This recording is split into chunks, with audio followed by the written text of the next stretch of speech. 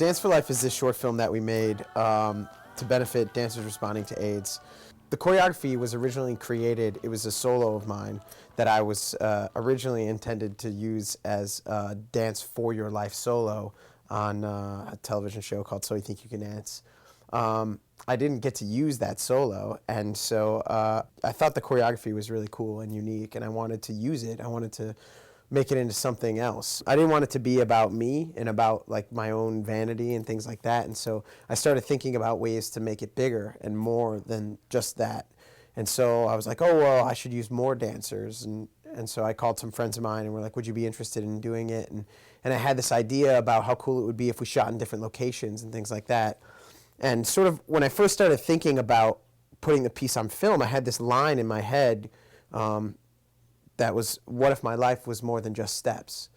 And so that sort of drove the whole project. And as it evolved, it became more than just a film. It sort of became this experiment to see if the piece could be more than just steps, and what it would look like if it was more than just steps, and how it would include people, and how it would be able to affect people, and things like that. And so it just sort of snowballed, and suddenly we had permits to shoot in Times Square. We had 20 dancers who were willing to do the dancing mob at the end, and it just sort of evolved from there. It was really sort of like a 4-day process. And the first day was a rehearsal. We had one rehearsal to put everything together. I mean, I had worked with the tap dancers for a day or two before that, but we had one big rehearsal with the dancing mob.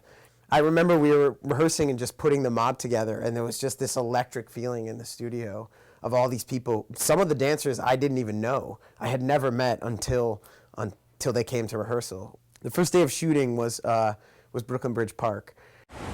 Today we are shooting a Dance for Life here at the Brooklyn Bridge Park. And I just remember, like, we got out of the cab and we walked down there, and it was just, like, breathtaking. It's a little afternoon now. We're supposed to start shooting at 1, but look at this. It's like this is the perfect day. Seeing the bridge and the city in the background, it looked fake. Like we had superimposed the city in the background of our shot, and it was just like the perfect day. That day was really when I knew, like, okay, this is gonna work. It's gonna be something cool. It's gonna be special.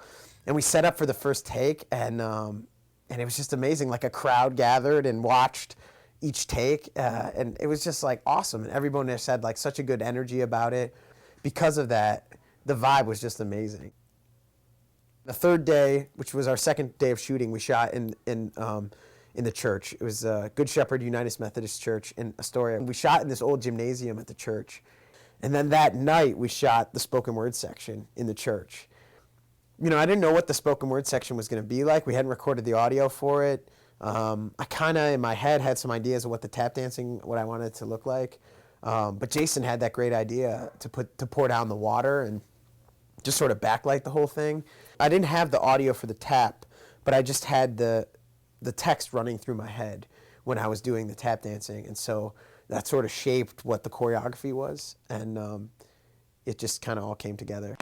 What if my life was more than just steps, danced in patterns, shapes, and unstraight lines? And then to top it all off, our last day of shooting was Times Square, which was just amazing. Like, when we showed up to Times Square, it was a beautiful day.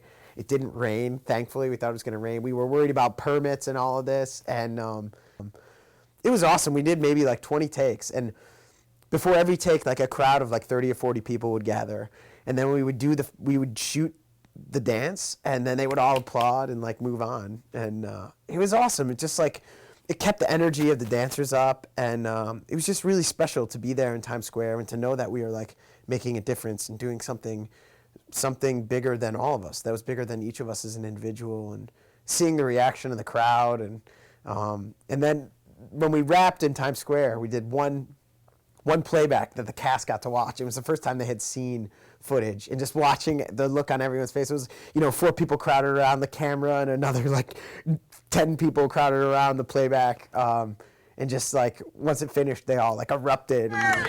Yeah! From the day I decided I wanted to do this project to the first day of shooting was maybe 2 or 3 weeks. And it's amazing how seamlessly it all came together. Each production day, we were ahead of schedule. We didn't have any major hang-ups. And it all kind of just came together, which sort of, again, like proved my experiment that you know, if you come from the right place and you know, your heart is in the right place, that everything will just sort of fall together.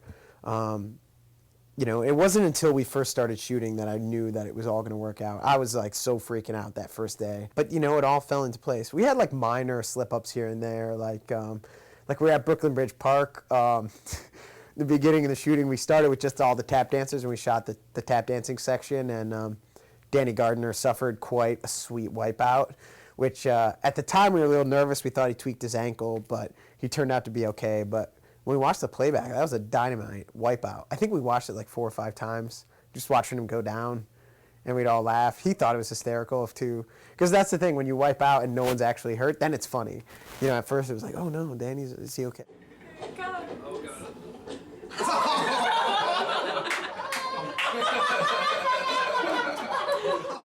And then after that, we just had like a couple minor hiccups. Like when we were shooting in the gym, it was really dark. We didn't have any lighting instruments.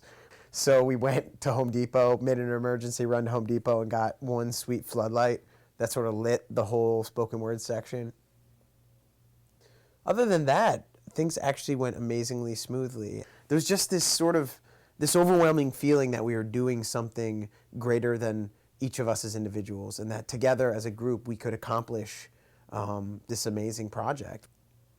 When we finished the film and we started, we did a big push on YouTube and Twitter and Facebook and all that good stuff, and it was really overwhelming. The first few days were unbelievable. We got you know, like 10,000 hits in 1 week, which is amazing, and just the response was overwhelming. I'd like to propose a toast. Yay. To an amazing week, and I'm just really grateful. It was like a small idea that was possible because of amazing individuals who were willing to come out and do it, and never once did anyone say anything more than yes. I mean, yes, I want to be a part of it. It's been an amazing experience. I'm so glad we did it. I'm so glad that it wasn't just me in a tiny room with my handy cam, and that you know, that so many people were willing to be a part of it, and you know, hopefully it will continue to spread and grow. And it's already become more than I ever expected it to be. I mean, the film itself is greater than anything I ever imagined, and as it continues to spread and people continue to respond to it, that also is greater than anything I could have ever imagined, which again confirms my big experiment that yes, dance can be more than just steps.